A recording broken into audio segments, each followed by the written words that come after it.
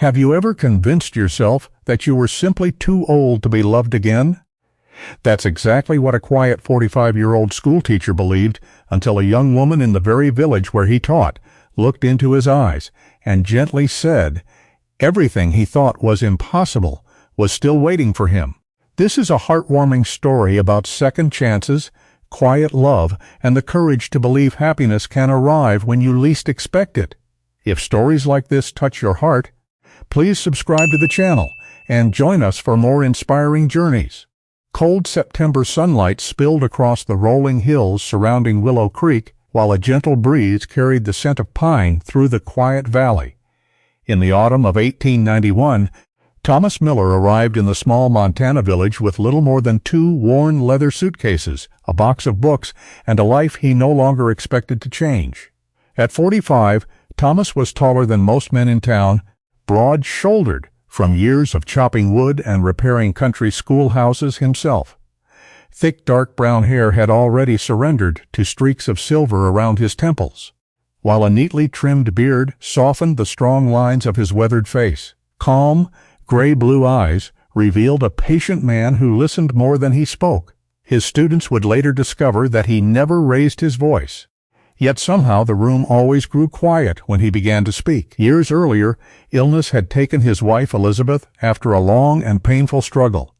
Her passing had not made Thomas bitter, but it had quietly convinced him that love belonged to another chapter of his life. The village school stood on a gentle hill overlooking wheat fields and scattered wooden homes. It was old, with faded white walls, uneven floorboards, and windows that rattled whenever the mountain wind arrived. To Thomas, it looked perfect. The children welcomed him with shy smiles and curious eyes. Some came without proper shoes, others carried patched satchels held together with twine, yet every face reminded him why he had accepted the position. Teaching had become more than a profession. It was the only place where loneliness remained outside the classroom door. As the afternoon ended, Thomas carefully erased the blackboard, aligned every piece of chalk, and straightened each desk before locking the schoolhouse. Order had become his quiet way of keeping grief under control. Walking slowly through the village, he noticed warm lights glowing behind cottage windows where families gathered for supper. For a brief moment, an unfamiliar emptiness settled over him. He wondered whether every road eventually led a person home, or whether some people simply spent the rest of their lives helping others find theirs. Without realizing it, Thomas had already begun planting roots in Willow Creek, believing the little schoolhouse would be the only future waiting for him. October arrived with crisp mountain air, and the golden cottonwood leaves drifted slowly across the dirt road leading to Willow Creek's only schoolhouse. The mornings grew colder, and Thomas Miller noticed more children arriving with empty stomachs than full lunch pails. The realization weighed heavily on him. A teacher could explain arithmetic and history, but hungry children rarely remembered lessons. One afternoon, after dismissing his class, Thomas quietly walked through the village, searching for someone who might help provide simple meals. His steps eventually stopped before Carter's Bakery, a modest wooden shop where the scent of fresh bread floated into the street long before customers reached the front door. Emily Carter was 28 years old, tall with a graceful, slender figure shaped by years of honest work rather than comfort. Soft chestnut hair rested in a loose braid over one shoulder, while gentle hazel eyes carried an unusual habit of studying people before speaking. Her fair skin had been lightly touched by flour for so many years that both seemed equally natural upon her. She smiled easily, but never loudly, preferring quiet kindness over attention. After losing her mother, Anna Carter, to pneumonia 3 years earlier, Emily had inherited the bakery instead of selling it as many expected. She believed bread carried more than nourishment. It carried dignity, especially for families too proud to ask for help. Thomas removed his hat before entering. "Miss Carter," he said politely, "I'm afraid this isn't exactly a customer's visit." She looked up from shaping dough and offered a warm smile. "Those are usually the most interesting visits." He explained that several students often came to school without breakfast and quietly admitted he had already begun sharing his own lunch with them. Emily listened without interrupting. her expression never changing into pity, only understanding. When he finished, she wiped the flour from her hands with a linen towel. "How many children?" "Perhaps 12, and how often?" Thomas hesitated. "Only when you can spare it." Emily thought for only a few seconds. "I'll bring fresh bread and vegetable soup every Tuesday and Thursday morning." Thomas blinked in surprise. "You don't even know whether I can pay." "I wasn't asking." The answer stayed with him long after he left. The following Tuesday, Emily arrived at the school shortly before sunrise, carrying 2 wicker baskets filled with warm bread and a heavy iron pot wrapped carefully inside thick blankets to keep the soup hot. The children rushed toward the smell before they even noticed her face. Thomas watched quietly from the doorway. No speeches were made. No child was told they were receiving charity. Emily simply smiled and said, "There's plenty for everyone." Thomas admired that more than he expected. Over the following weeks, the deliveries became routine. After the children returned to class, Emily and Thomas often remained on the schoolhouse porch for a few peaceful minutes before she rode back into the village. They spoke about books, weather, stubborn students, and the changing colors of the valley. There were no dramatic conversations and no awkward attempts to impress each other. Their silence, when it came, felt as natural as their words. Meanwhile, Willow Creek noticed. Small villages always did. Mrs. Eleanor Brooks, the 66-year-old owner of the general store, was a short, cheerful widow with silver curls tucked beneath a faded bonnet and bright blue eyes that missed almost nothing happening in town. Having lived in Willow Creek for over 40 years, she had become known as the unofficial keeper of everyone's harmless secrets. One afternoon, she watched Emily leave the school carrying empty baskets and quietly smiled to herself. "That teacher smiles more than he did a month ago," she murmured, while arranging jars on a shelf. No one heard her, but she was right. Thomas returned to the classroom that evening, erased the blackboard as he always did, then paused before placing the last piece of chalk into its box. For the first time since arriving in Willow Creek, the schoolhouse no longer felt like the only place waiting for him tomorrow. Winter announced itself quietly across Willow Creek. Frost settled over the schoolyard before sunrise, and every morning Thomas Miller arrived early to light the iron stove before his students stepped inside. He had done the same thing every school day since arriving, expecting no one to notice. Yet someone had. One Tuesday morning, Emily Carter entered the classroom carrying 2 baskets of fresh bread while the children gathered around the stove. She paused when she saw Thomas kneeling beside a broken wooden chair, carefully replacing one loose leg with a piece of oak he had carved himself the night before. "You could have thrown it away," she said. Thomas brushed the sawdust from his hands. "So could the child who sits in it." She smiled without replying. It became easier after that. Emily never asked how much money Thomas earned, although nearly everyone in Willow Creek knew teachers were paid very little. She never commented on the silver spreading through his dark hair or the fine lines beside his eyes. More importantly, she never treated him like a lonely widower in need of sympathy. She simply spoke to him as though the man standing before her was enough. Thomas found himself noticing things he had somehow overlooked before. Emily always remembered every child's favorite loaf of bread. She quietly slipped an extra roll into the pockets of children who claimed they were saving it for later, knowing they were actually taking it home to younger brothers and sisters. She repaired torn aprons instead of replacing them and never complained when her own workday began before dawn and ended long after sunset. One snowy afternoon, Thomas stayed late grading arithmetic papers beneath the glow of an oil lamp. When he finally looked outside, he discovered fresh footprints leading to the porch. Beside the door sat a covered basket. Inside rested warm cinnamon bread and a folded note. "You forgot to eat again." There was no signature. There did not need to be one. Thomas laughed quietly to himself, perhaps for the first time in years. The following morning he visited the bakery before school. "I believe someone left bread at the schoolhouse." Emily looked up from kneading dough, pretending to consider the matter. "That sounds like a responsible citizen. I wanted to thank that responsible citizen." She finally looked into his eyes. "She suspected you might." Their conversation lasted less than 3 minutes, yet Thomas carried the warmth of it throughout the day. Emily, meanwhile, discovered pieces of Thomas that few people ever noticed. One evening she returned to the schoolhouse after realizing she had forgotten an empty soup pot. Through the window she saw Thomas sitting beside a frightened boy named Samuel Reed, an 8-year-old student with untidy blonde hair, freckles across his nose, and thin shoulders that suggested too many missed meals. Samuel rarely spoke in class after losing his father in a mining accident the previous year, leaving his quiet mother to struggle alone. Thomas was not teaching. He was patiently helping the boy carve small wooden letters with a pocket knife. "When your hands stay busy," Thomas said gently, "your heart sometimes remembers how to become brave again." Emily stood outside without interrupting. She realized then that Thomas taught far more than reading and numbers. The next week, she noticed another habit. Whenever fresh bread arrived, Thomas always selected the smallest piece for himself. Without anyone realizing, he quietly placed the largest loaf into Samuel's satchel before the children walked home. He never looked around to see whether anyone had noticed. Emily had.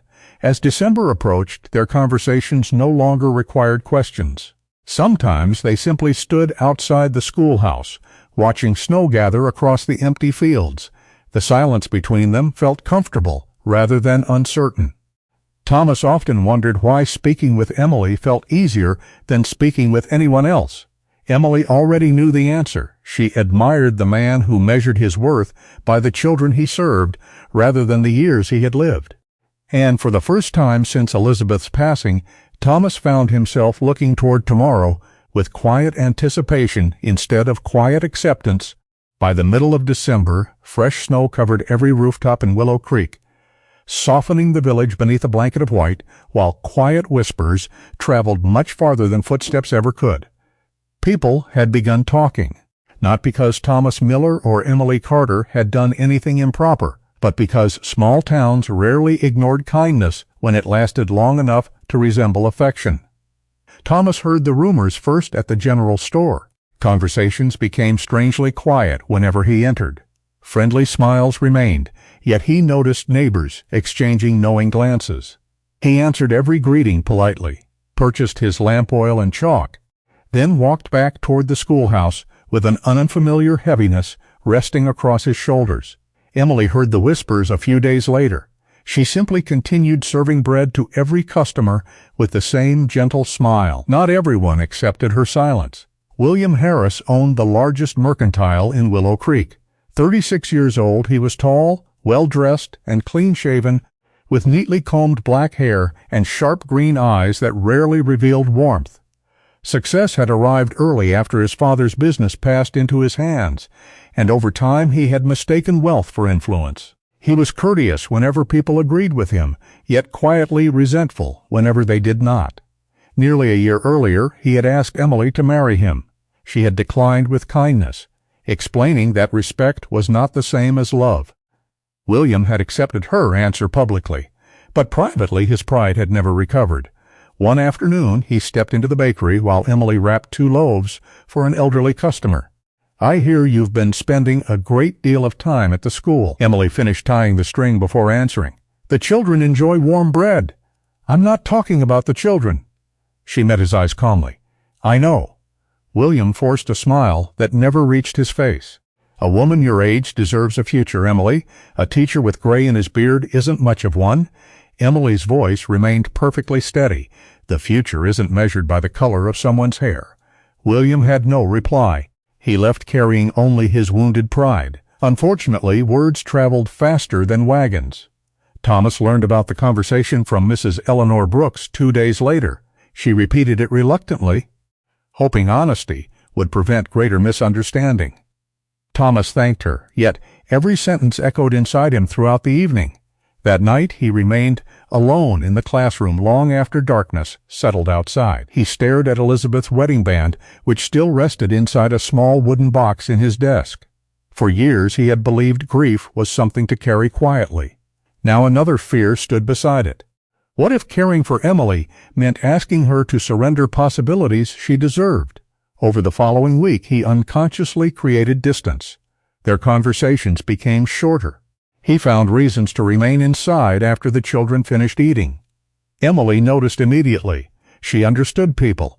She understood silence even better. Late one snowy afternoon, she waited beside the school gate after the last student had disappeared down the road. Snowflakes drifted gently between them as Thomas locked the classroom door.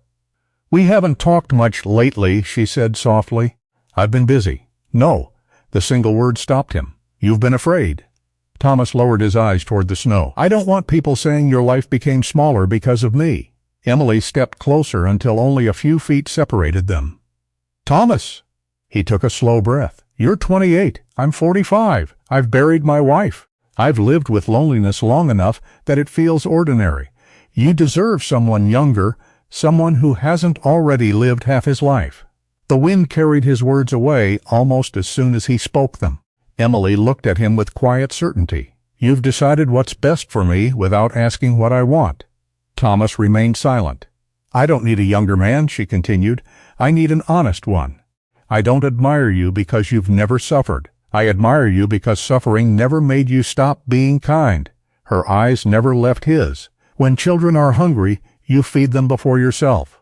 When someone breaks a chair, you repair it instead of replacing it. When people gossip, you answer with dignity." A gentle smile appeared. "You keep believing your age is the first thing I see." She slowly reached for his gloved hand. "It isn't." Thomas looked at her, unable to find words. "When I think about peace," Emily whispered, "I think about standing beside you." Snow continued falling around the quiet schoolhouse. For the first time in many years, Thomas realized the greatest obstacle between them had never been the years separating their birthdays. It had been the fear living inside his own heart. Christmas passed quietly, but the words Emily had spoken outside the schoolhouse refused to leave Thomas Miller's heart. Every evening after class he remained alone at his desk, listening to the wind against the windows while reading the same page of the same old book without remembering a single sentence. He had spent years believing sacrifice was always noble. Now he wondered whether denying another person the right to choose was simply fear disguised as kindness. On Saturday evening he unlocked the small cedar chest beneath his bed, a box he had not opened for years. Inside rested a weathered Bible, several letters written in Elizabeth's graceful handwriting, and a simple gold wedding ring. Thomas held it gently between his fingers. He smiled with quiet gratitude rather than sorrow. Elizabeth had once laughed that he thought too much before every important decision. Looking at the ring, he imagined she would probably tell him he had already spent long enough thinking. The following Sunday morning dawned bright and cold beneath a cloudless Montana sky. Church bells echoed softly across Willow Creek as families gathered along the snowy streets. Thomas did not walk toward the church. Instead, he carried an old leather-bound copy of Pilgrim's Progress, one of Elizabeth's favorite books. Between its worn pages rested the ring. His footsteps led him to Carter's Bakery. Emily had already lit the ovens. The warm fragrance of fresh bread drifted into the crisp morning air as she arranged loaves on wooden shelves. When the small bell above the door rang, she looked up and smiled before saying a word. "You look like a man who has finally finished thinking." Thomas laughed quietly. "I believe I have." She stepped around the counter. Without speaking, he handed her the old book. Emily opened it carefully and discovered the ring resting inside. For several seconds, neither of them spoke. "I kept telling myself that my past made me the wrong man for your future," Thomas said. "Then I realized something. My past shaped me into the man standing before you today. If you truly know that man, then I have no right to decide for you." Emily looked up, her eyes already shining with tears. Thomas took a slow breath.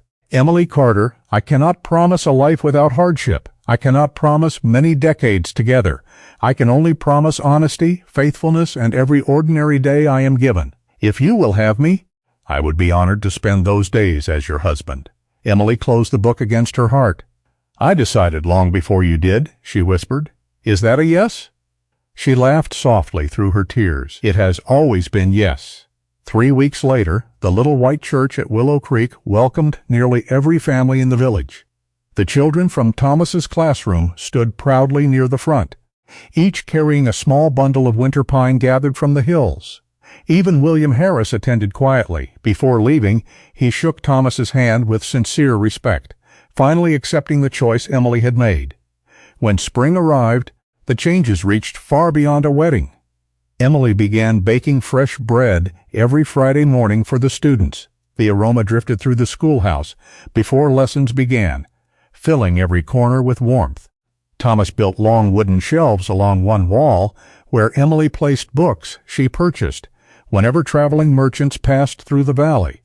Reading hour soon became the children's favorite part of every week. Samuel Reed smiled more often. The broken chairs gradually disappeared because Thomas repaired each one before anyone noticed. The lonely silence that had once lived inside the schoolhouse slowly gave way to laughter, the turning of pages, and the comforting smell of bread cooling beside open windows.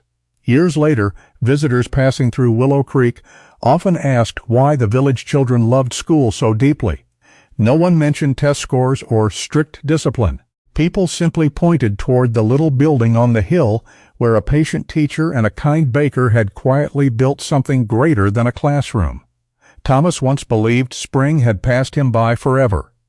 Instead, it had only arrived a little later than he expected, as gentle as flour settling onto a wooden table, and as faithful as the sound of chalk touching a blackboard at the beginning of every new morning. Every story eventually comes to an end, but perhaps the feelings it leaves behind are what truly matter. Thomas believed the best years of his life were already behind him, while Emily simply chose to see the goodness that had always been there. Maybe that's how life often works, not by changing who we are, but by bringing the right people into our path at the right moment. Perhaps someone watching today has quietly convinced themselves that it's too late for a new beginning, a new friendship, forgiveness, or even love. If that's you, I hope this story leaves a small light in your heart. You never know what tomorrow may gently bring. If this story touched you, I'd love to hear from you. Share it with someone who might need a little hope today, and leave a comment telling us where you're watching from, or what part of this story stayed with you the most. And if you'd like more heartwarming stories like this, please subscribe and join our growing family. May God bless you, watch over you, and fill your home with peace, hope, good health, and love. Thank you for spending this time with us, and until our next story, take good care of yourself.